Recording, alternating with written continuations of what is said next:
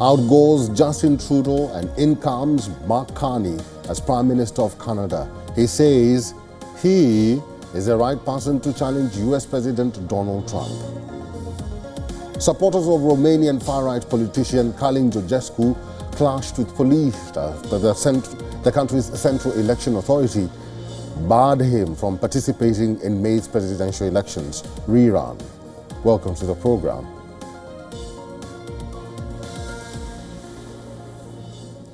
Canada's Liberal Party has elected Mark Carney as its new leader to succeed Justin Trudeau as the country's next Prime Minister. Former Bank of Canada Governor Mark Carney takes charge at a time when Canada's tariff war with the US is in full swing and ties with India are at an all-time low. First on a long list of resets that the new Prime Minister has promised is a readiness to mend political and trade ties with India. Well, look, what Canada will be looking to do is to diversify our trading relationships, and there's with like-minded countries, and there are opportunities to rebuild the relationships with India. There needs to be a shared sense of values around that commercial relationship, and if I am Prime Minister, I look forward to the opportunity to build that. Thank you. Canada's tie with its long-standing ally and the neighbor United States are going through turbulent times. The major task before the new Prime Minister will be to reset severed ties with Canada's traditional allies and steer the country through big diplomatic challenges while keeping Canadian interests intact. In his victory speech to party supporters, Carney said, "Canada did not ask for this fight, but Canadians are always ready when someone drops the gloves." We didn't ask for this fight, but Canadians are always ready when someone else drops the gloves. So the Americans, they should make no mistake, in trade as in hockey, Canada will win. Moving to the other side of the Atlantic, Canada's relationship with China has also been strained in recent times.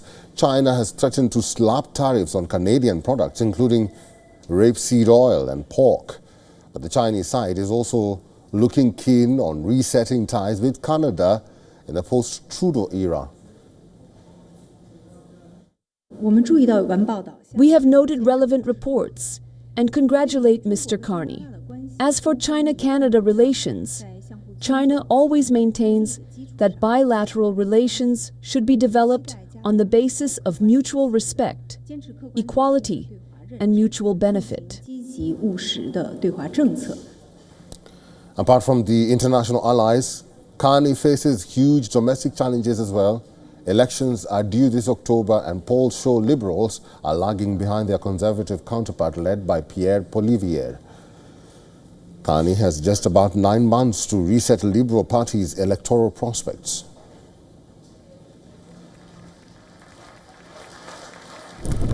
As George just mentioned, in just 4 days, the United States will swear in.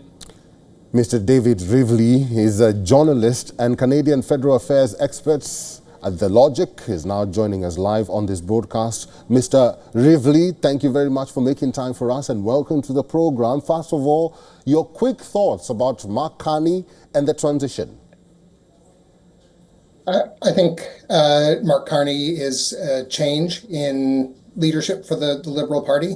He is one of the most serious human beings I think Canada has, both in manner and in credentials. He's been an economist, a central banker in 2 countries, and he is very calm and low-key in his delivery. And that is maybe not what every Canadian was expecting or even hoping for in the middle of a fight with our traditional friends to the south, but it is different. And I think the Liberals are hoping that he is really going to bring them back to power in a very difficult time. Mr. Mark Carney says that he's ready to fight it with Trump. He's ready to face Trump. He actually says that he's the right person to deal with Trump. How do you think that will play out? Part of the difficulty with dealing with Donald Trump, as of course you know, is that he is unpredictable. If we knew exactly how relations between Canada and the United States were going to play out in the next, frankly, even in the next week, let alone in the next month, 6 months, 2 years, the whole thing would be a lot easier to predict.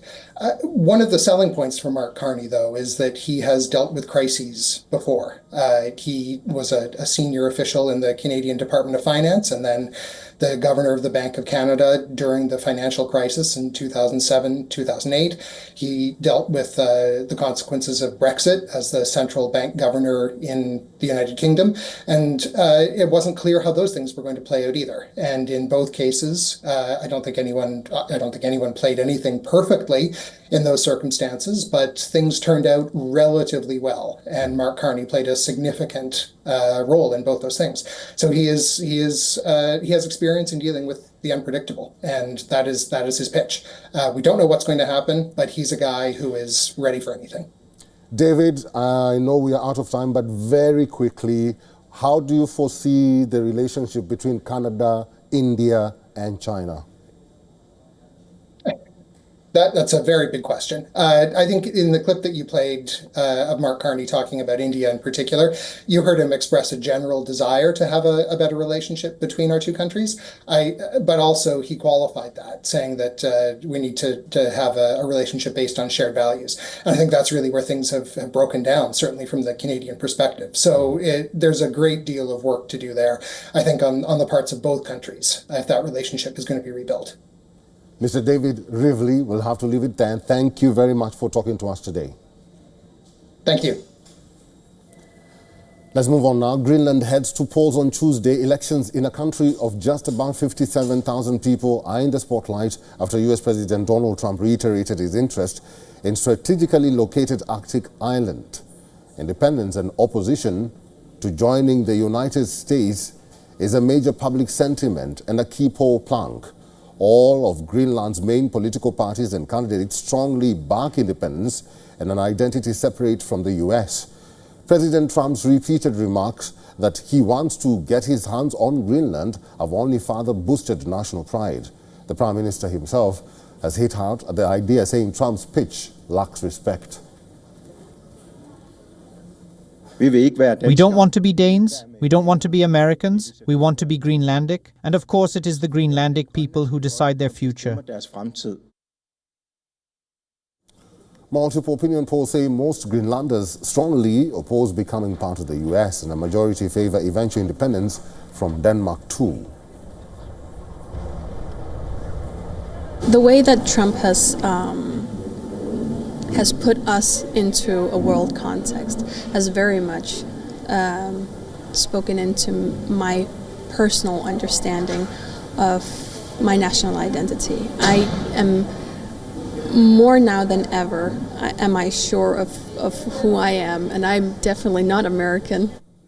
The Greenlandic Parliament has 31 seats and elected members chosen from 6 political parties. The present government is run by a coalition of 2 parties headed by Prime Minister Mute Egde, whose party has the highest number of seats. Greenland is the world's largest island, larger than all of mainland Europe combined. The US and other global powers covet its strategic location in the Arctic, besides its rare earth minerals and oil. The country has massive potential for shipping and trade routes as the ice retreats due to climate change. There is a lot at stake in the government that elects.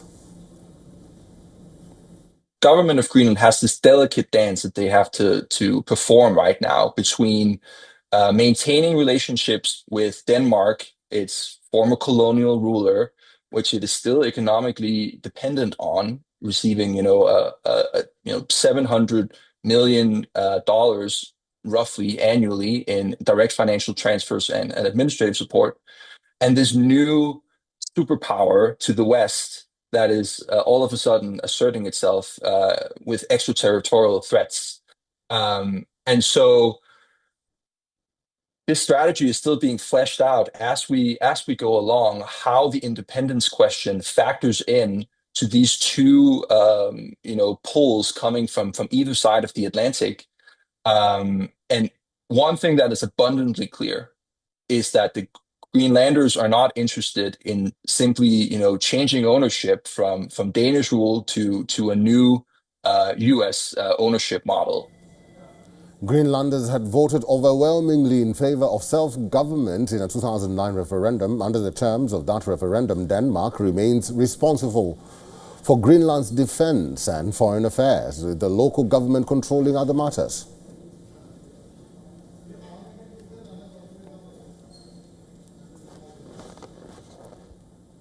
Supporters of Romanian far-right politician Călin Georgescu clashed with police after the country's Central Election Authority barred him from participating in May's presidential elections rerun. The BEC rejected his candidacy, saying it doesn't meet the conditions of legality. In the capital, Bucharest, thousands of Georgescu's supporters gathered outside the Central Electoral Bureau as news about the eligibility of his candidacy started trickling in. The supporters clashed with police, leading to a tense face-off. Police fired tear gas at the supporters as violence broke out.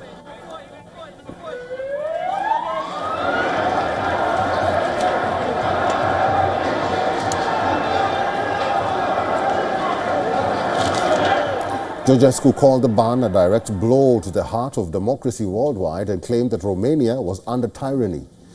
He now has 24 hours to submit an official appeal to the Romanian top court, which will issue a ruling within 72 hours. It all started in December 2024 when the 62-year-old far-right pro-Russian politician came from nowhere to win the first round of the presidential election. But Romania's constitutional court announced the results just 2 days before the second round of voting. The court's verdict came after declassified intelligence documents suggested poll interference by Russia in favor of Georgescu.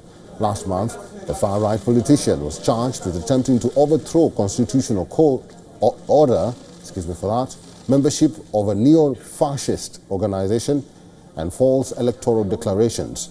Meanwhile, tech billionaire Elon Musk reacted to the developments in Romania, calling the constitutional court's decision crazy. Both Musk and US Vice President J.D. Vance had criticized Romania for annulling the presidential election last year.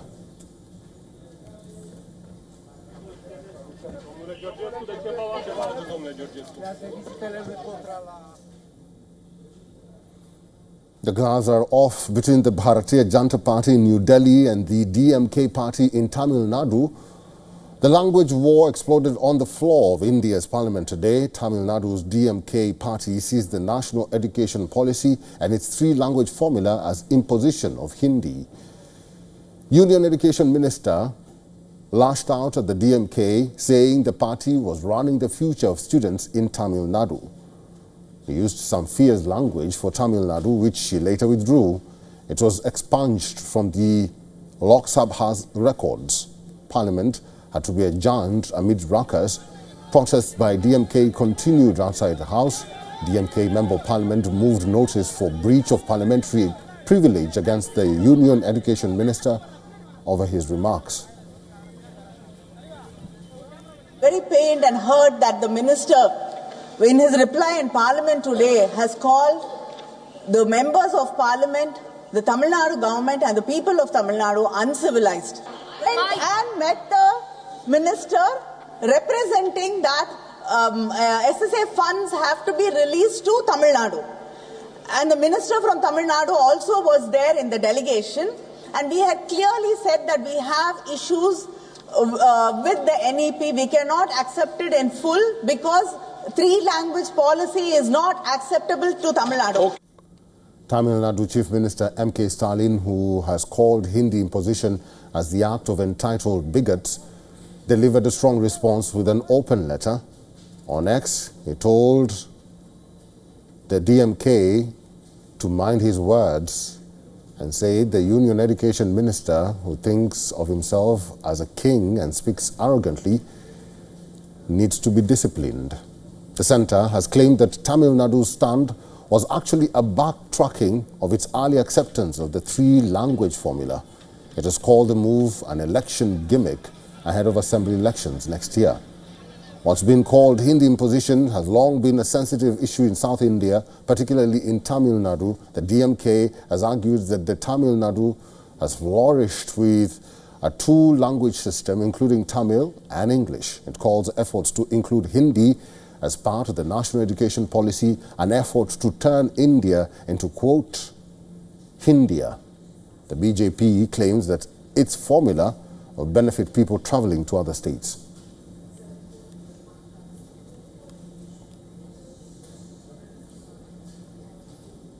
A political storm is brewing in Maharashtra over Aurangzeb's tomb. The state's chief minister, Devendra Fadnavis, has backed calls to remove the Mughal emperor's tomb. This in response to BJP member of parliament from Santara, who sought the removal of the tomb located in Aurangabad, now called Chhatrapati. Not just that, or the person who's defending this,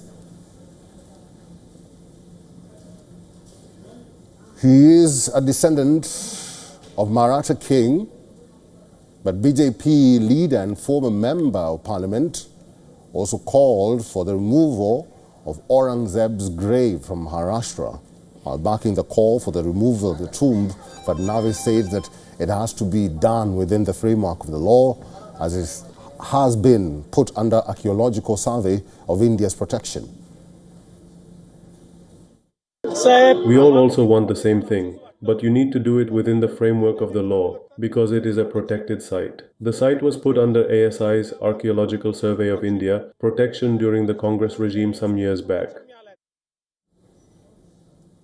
In Maharashtra, Aurangzeb returned as a topic of intense political debate after Samajwadi Party lawmaker Abu Azmi recently sparked controversy by praising the Mughal emperor.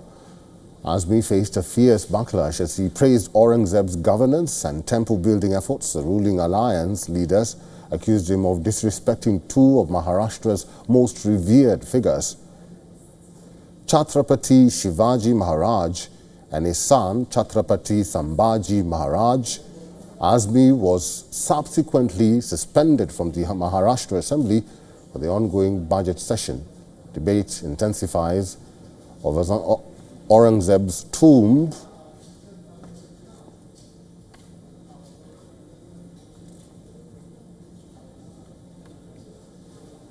Satish Chandra जी को आदरी Nepal's former king Gyanendra received a huge welcome upon his return at the Kathmandu airport, with thousands of supporters chanting slogans and demanding the restoration of Nepal's monarchy. As a pro-monarchy agitation swell, we take a look at the life of Nepal's last ruler and whether or not he can be reinstated. On Sunday, a sea of supporters were seen raising placards, waving flags and sloganeering in favor of Nepal's former king Gyanendra Shah. Nepal's political landscape has been marred by instability since the monarchy was abolished in 2008. The growing dissatisfaction with the current democratic system has led to a resurgence of pro-monarchy sentiments. Major issues like corruption, economic hardship and lack of political stability has prompted many citizens to reconsider their stance on the monarchy. An estimated 10,000 royalists blocked the main entrance to the international airport as he returned from a tour of Western Nepal. So who is Gyanendra Shah and why is there a growing clamor for his reinstatement? 77-year-old Gyanendra Bir Bikram Shah Dev was born in Kathmandu. He was the last king to rule Nepal from 2001 to 2008.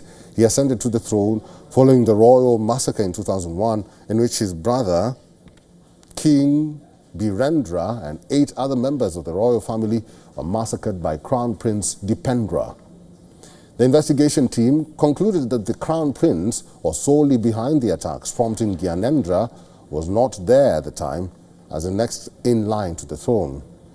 As his nephew lay in a coma, Prince Gyanendra was named regent. However, after Dipendra's death on 4th of June 2001, Gyanendra resumed the throne.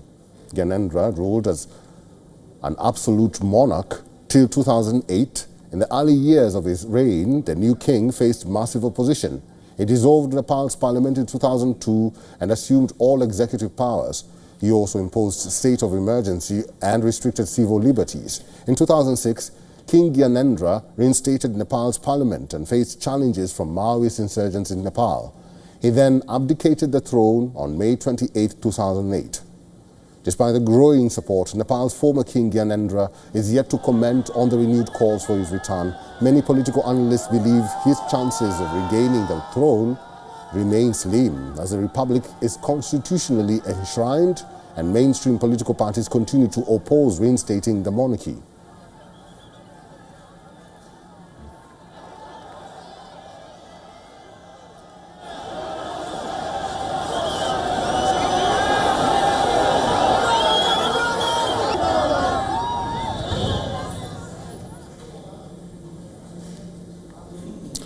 Student protests raged across Bangladesh again. This time, they're over crumbling law and order, especially crimes against women in the country. The immediate trigger is the brutal torture and rape of an 8-year-old girl in the southwestern Magura district on Thursday. Thousands of students in several university campuses marched late into the night on Sunday, demanding justice for victims and a tightening of what's seen as a collapsing law and order machinery. Students demanded government action within 24 hours and resignation of Home Affairs advisor. This includes maximum punishment for the rapists of the girl and a speedy trial in the rape case around the country. অনলাইনে সহিংসতা ও digital অপরাধ মোকাবেলা করতে হবে 7 number আর্থিক বোঝা থেকে বিরোধী সেল গঠন করতে হবে We have been silent for a very long time, and the violence has been normalized because we have not seen the government take any visible steps to actually resist or at least diminish the number of violence that has been happening. And we have strongly recommended that religion is not used as a tool to normalize or to perpetuate violence against women or to instigate violence against women. It's been nearly 4 days since the 8-year-old rape survivor has been unconscious in hospital. Doctors say her condition is critical. A case has been filed against 4 suspects in the case. The High Court ordered that trial in the case be completed within 180 days. A human rights report for crimes in Dhaka documented 295 incidents of violence against women and children in February this year, 24 more than in January. It noted that Islamic fundamentalists groups, terrorists and other extremist elements play a visible role in these incidents. The report cites a spurt in crimes against women since August 2024, since the Yunus administration took over. Bangladesh's interim government chief advisor Muhammad Yunus has said investigations into rape and assault of women would be quickened. The administration says it plans to enact a law requiring police to complete investigation of rape cases within 15 days and the trial in 90 days.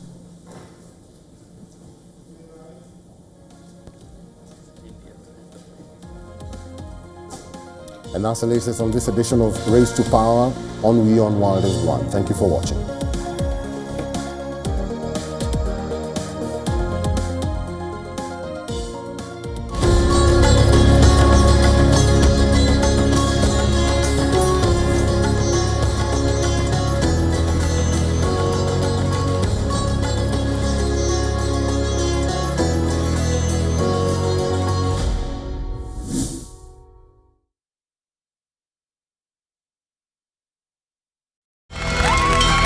From the bustling trading floors of Wall Street to the vibrant exchanges of Asian stock markets, WION breaks it down for you to make sense of what's happening, as we reveal the key factors behind events, strategic battles, and the game-changing business decisions that shape the world.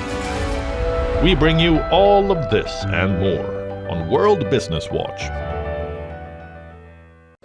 The stress of our world can take a toll on our physical and emotional health. Here, in New York's Catskill Mountains, lies a luxurious place of healing called WION Wellness Center.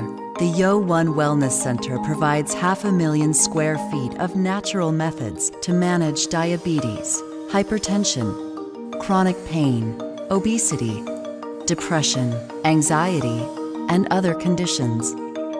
We use the traditions of centuries-old natural science from India, yoga, Ayurveda, acupuncture, and naturopathy in personalized programs that help you take charge of your own health. A minimum 5-day stay is recommended for best results. Book now at yo1.com. To bring the benefits of the Subhash Chandra Show to your educational institution, teachers and students, send an invitation to Juhi Jha at juhi@such.org.in.